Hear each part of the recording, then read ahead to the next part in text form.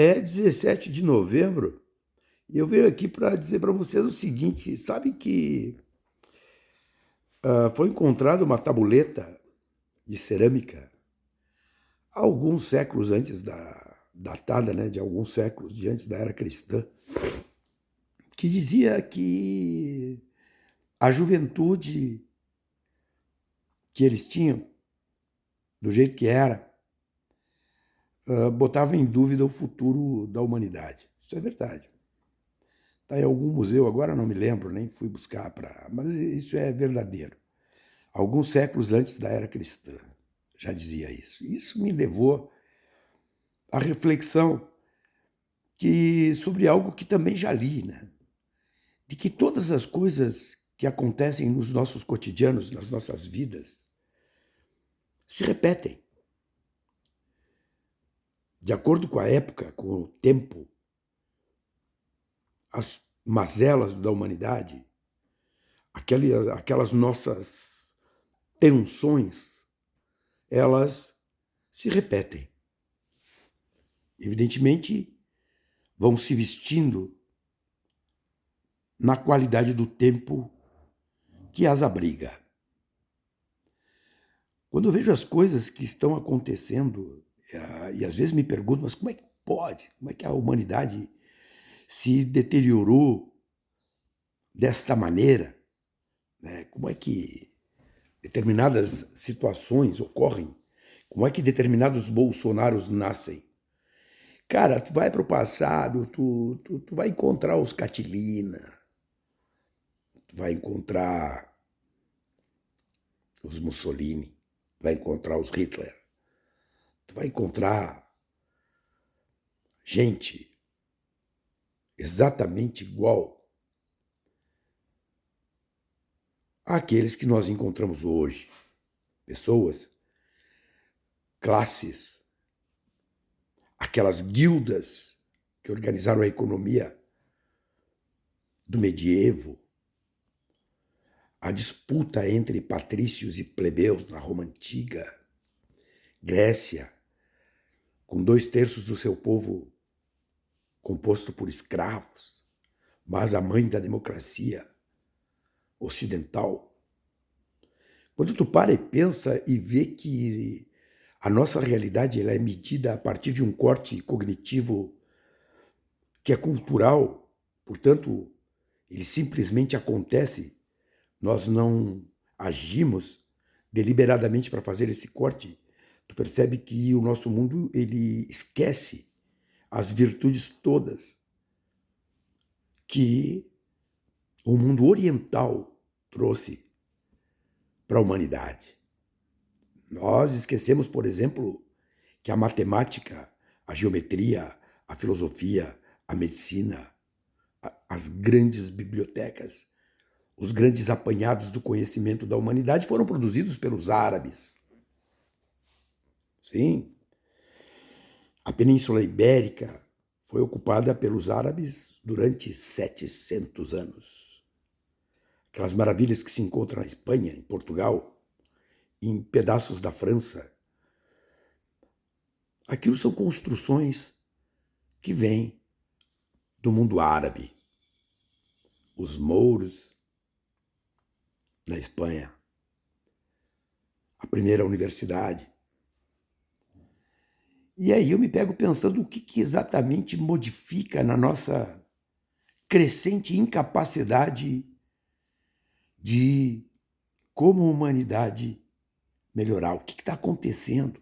Qual é o fenômeno que nos leva a ter posições pueris, a ter posições rasas sobre as complexidades que nos afetam? Olha, até 1900, tudo que havia sido publicado pela humanidade cabia numa edição dominical do New York Times. Tudo, tudo, tudo, tudo. Por isso que, antigamente, como se diz, tínhamos aqueles sábios que conheciam tudo que havia sido produzido, que haviam lido tudo, os eruditos. A expressão vem daí. O erudito é aquele que lê, é aquele que conhece aquilo que está escrito. Pois a humanidade produz o que produz em quase 2000 anos e a evolução comunicacional permite que numa única edição dominical dos antigos jornais que nós usávamos no papel, trouxesse mais informação numa única edição do New York Times dominical do que tudo que a humanidade havia produzido. Imaginem agora, então, o que está acontecendo com o mundo da web, das redes, da internet, a quantidade de informação, informação. Só que, por exemplo, para ler tudo que se havia produzido até 1900, os sábios levavam décadas para consumir. E uma edição dominical do New York Times era consumido no final de semana. E agora nós consumimos o universo com a ponta do dedo, instantaneamente quase. O que acontece imediatamente está à nossa disposição. A Revolução Francesa, por exemplo, acontecida em Paris, numa localidadezinha a 100 e poucos quilômetros de Paris, levou um mês para que a população daquela comuna tivesse conhecimento do que tinha acontecido em Paris. Hoje as coisas em Israel nós acompanhamos, por exemplo, instantaneamente, online. A pergunta é, diante de tanta informação, qual é a formação que nós tiramos disso tudo, dessas maravilhas tecnológicas que estão à nossa disposição? Eu tenho pensado muito nisso, muito a partir dos meus finais de semana na galeria, aqui em São Francisco de Paula.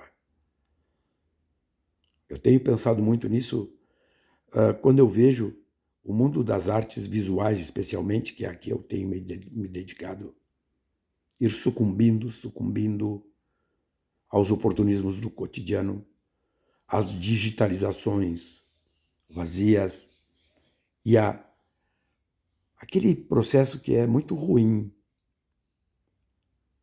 ao abandono. Nós que convivemos nesse mundo, chegamos nos museus e encontramos pessoas lá, sim, mas são muito poucos. E mais do que isso, nós que somos artistas e que vivemos de arte, cada vez vivemos menos de arte. Por quê? Porque as pessoas não querem mais nada que seja perene. Talvez a frase correta não seja não querem mais. Talvez pensem que não precisam mais de cultura, de arte, de formação. Mas é assim. As mazelas da humanidade, ao que parece, são as mesmas e seguirão as mesmas.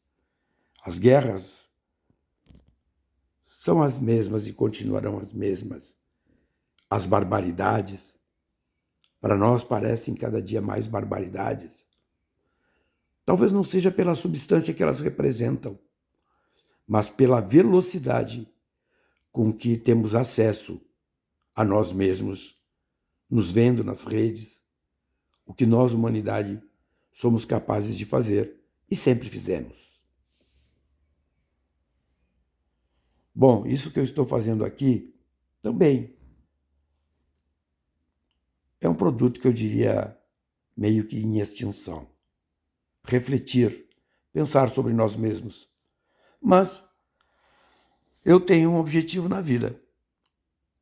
E esse objetivo, ele está calcado num princípio que mais ou menos diz assim: bom, não vim ao mundo a passeio, eu tenho um papel para cumprir. Vamos lá, chegando fim de semana. Abraços. Pensem, não custa.